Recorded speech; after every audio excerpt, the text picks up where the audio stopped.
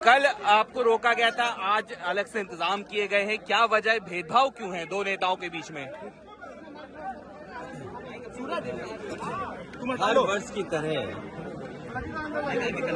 इस लोहिया पार्क में हम लोग डॉक्टर राम मनोहर लोहिया जी को याद करते हैं और आज के दिन हम सभी समाजवादी लोग इकट्ठे होते हैं यहाँ पर आकर के और माल्यार्पण के बाद उनसे प्रेरणा लेते हुए संकल्प लेकर के जाते हैं कि डॉक्टर राम मनोहर लोहिया,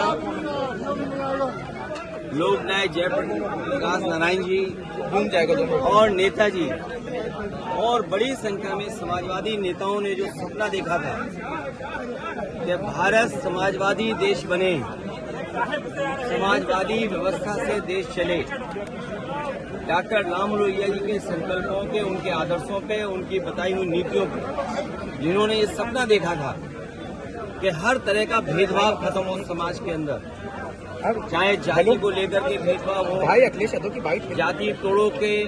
जाति तोड़ों का आह्वान किया हो या रीजनल स्तर पे जो भेदभाव होता है उसको लेकर के भी डॉक्टर राम मनोहर लोहिया ने कहा कि इस तरह का कोई भेदभाव नहीं होना चाहिए। सत्य क्रांति का जो आह्वान किया था वो सही मायने में समाज को दिशा देता है। डॉक्टर राम मनोहर लोहिया को आज याद करते हुए हम संकल्प लेते हैं कि जो समाजवादी भारत का उन्होंने सपना देखा तो उस सपने को पूरा करेंगे। ये पार्क नेताजी ने बनवाया था और आज भी लखनऊ में लोगों के लिए या समाजवादी चिंतक विचारकों के लिए ये बहुत महत्वपूर्ण स्थान बनके उभरा है। इस स्थान पर सुबह से लेकर के शाम तक इस पार्क में लोग आते हैं और जब डॉक्टर राम मनोहर लोहिया के प्रतिमा के पास आते होंगे जरूर उनसे प्रेरणा लेकर के जाते होंगे। और आज देश में सच्चाई यही है कि समाजवादी व्यवस्था से ही गरीबी दूर हो सकती है, समाजवादी व्यवस्था से ही पढ़ाई का जो भेदभाव है वो खत्म हो सकता है, समाजवादी व्यवस्था से ही जो डॉक्टर राम मनोहर लोहिया ने कभी कहा था कि दाम बांधो की नीति लागू हो, तो जिस तरह से महंगाई है, बेरोजगारी है, उसको अगर कोई खत्म कर सकता है तो समाजवादी नीतियां। हालांकि जयप्रकाश जी ने संपूर्ण क्रांति का आह्वान किया था, महंगाई या भ्रष्टाचार उस समय की राजनीतिक परिस्थितियों को लेकर के सरकार को इस तरह का व्यवहार कल नहीं करना चाहिए था जिस तरह का सरकार ने व्यवहार किया था। और ये बात कहना कि जीव जंतु हैं इसलिए आप नहीं जा सकते हो, तो जीव जंतु तो सड़कों पर भी हैं, हर जगह हैं, क्योंकि हर जगह आना जाना आप रोक देंगे क्या? जीव जंतु से आप पूरा यातायात रोक दोगे? सड़कों पे चलने को रोक दोगे क्या आप? इसी बहाने को लेकर के जीव जंतु हैं। ये केवल समाजवादियों का जो काम था, समाजवादियों का आज भी काम दिखाई दे रहा है। जयप्रकाश नारायण इंटरनेशनल सेंटर के सामने आज भी बीजेपी का विकास फीका है और उस ऊंचाई से देखो आप तो आप खुद महसूस करेंगे और उस बिल्डिंग को देखें कि आज के समय में भी वो सबसे मॉडर्न इंफ्रास्ट्रक्चर दिखाई देता है जो पब्लिक यूज के लिए थी।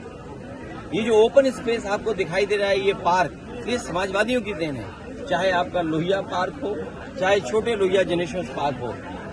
अब तो ये सरकार रख रखाव भी नहीं कर पा रही है, तो सोचिए वो महापुरुषों का सम्मान क्या करेंगे। आपको चेन्नई में क्यों मतलब मोटिव क्या हो सकता है गवर्नमेंट का कि आपको जेपी पे जाने रोक दिया, यहाँ पे आप आ गए वहाँ रोक दिया? देखिए, इसका जवाब तो वही लोग दे सकते हैं। अगर वो जीव जंतु की बात है तो जीव जंतु यहाँ ज्यादा होंगे, बिल्कुल, क्योंकि यहाँ हरियाली है, पार्क है, पेड़ पौधे हैं, हो सकता है जीव जंतु यहाँ हो। ये केवल बहाना था अपनी नाकामी छिपाने के लिए, क्योंकि आज भी जेपीएनआईसी जो बिल्डिंग, जो स्मारक दिखाई देता है वो भारतीय जनता पार्टी के हर विकास को फीका कर रहा है। उन्हें लगता है कि ये विकास जो है वो उनकी आंखों में चुभता है, उन्हें बुरा लगता है। इसलिए मैंने कहा ये विनाशकारी लोग हैं, इनके भाव देखो विनाशकारी हैं, इनके काम करने के तरीके विनाशकारी हैं। आप सोचिए, जब आरोप लगा, ऑपरेशन लगा कि आपने एक की हत्या की है एनकाउंटर में, तो आप सोचिए हत्या को बैलेंस करने के लिए हत्या, इनसे बड़ा जातिवादी कौन हो सकता है? मैं नहीं था उस समय, लेकिन उसके पिताजी से क्या क्या कहलवाया गया, उसके परिवार से क्या क्या कहलवाया गया। मुझे ठंडक नहीं मिली है। ठंडक मिली होगी तो इस प्रदेश के मुख्यमंत्री जी को ठंडक मिली होगी कि एक को मार करके दूसरे को मार करके बैलेंस करने की जो उन्होंने रणनीति अपनाई थी। ये तमाम वो चीजें हैं जो समाजवादी लोग कभी सोच भी नहीं सकते। किसी के साथ व्यवहार ऐसा समाजवादी लोग नहीं कर सकते। सर, एनसीपीसीआर ने एक रिपोर्ट और रेल मंत्रालय पर सवाल खड़े किए हैं कि लगातार इस तरह की घटनाएं होती जा रही हैं। देखिए, रेल मंत्रालय पे पहले भी बहुत उंगलियां उठी हैं। एंटी कोलिजन से लेकर के जो टेक्निकल और साइंटिफिक चीजें बताते थे कि इससे हम न केवल रेल में सुधार लाएंगे बल्कि एक्सीडेंट भी कम करेंगे, कवच सिस्टम और बहुत सारी चीजें उन्होंने की और लेकर के आए। लेकिन परिणाम क्या दिखाई दे रहा है? अगर कोई रिकॉर्ड तोड़ रहा है पेपर लीक का तो वो ट्रेन एक्सीडेंट। सर, सत्युद्दीन ओवैसी ने हरियाणा चुनाव पे बयान दिया, कहने लगे कि हम वहां साथ नहीं थे तब भी हार। सभी यूनियन टेरिटरीज में मदरसा बोर्ड बंद करना चाहिए और मदरसों की स्टेट फंडिंग रोक देनी चाहिए। देखिए, ये भेदभाव का देश सबका है, सबका देश है। संविधान, लोकतंत्र और खास संविधान हमें अधिकार देता है। तो संविधान से जो चीजें व्यवस्थाएं बनी है, हर संविधान से बनी हुई चीज को ये उलटना चाहते हैं। ये वो लोग हैं जो नफरत पे राजनीति करना चाहते हैं। ये वो लोग हैं जो भेदभाव पे राजनीति करना चाहते हैं। ये वो लोग हैं धर्म को, जातियों को लड़ा करके राजनीति करना चाहते हैं। लेकिन ये अपने कामयाब नहीं होंगे। इस देश की जनता, समाज में बैठे हुए बुद्धिजीवी लोग, पढ़े लिखे लोग, वो सब महसूस कर रहे हैं कि भारतीय जनता पार्टी की जो भेदभाव की राजनीति है वो चलने वाली नहीं। सर, आपने 2 इंडेक्स को लेके किया था। देखिए, जब सरकार ये कह रही कि $5 ट्रिलियन की इकोनॉमी है और दुनिया में हम आगे बढ़ रहे हैं, हमारी अर्थव्यवस्था आगे बढ़ रही है। अगर हमारी अर्थव्यवस्था आगे बढ़ रही है तो आखिरकार हंगर इंडेक्स पे हम कहाँ खड़े हैं? 105वां स्थान, मतलब सबसे बुरा अगर स्थान किसी का तो भारत का है। और वहीं दूसरी तरफ अगर अर्थव्यवस्था बेहतर है तो आखिरकार आपका रुपया डॉलर के मुकाबले क्यों नीचे जा रहा है?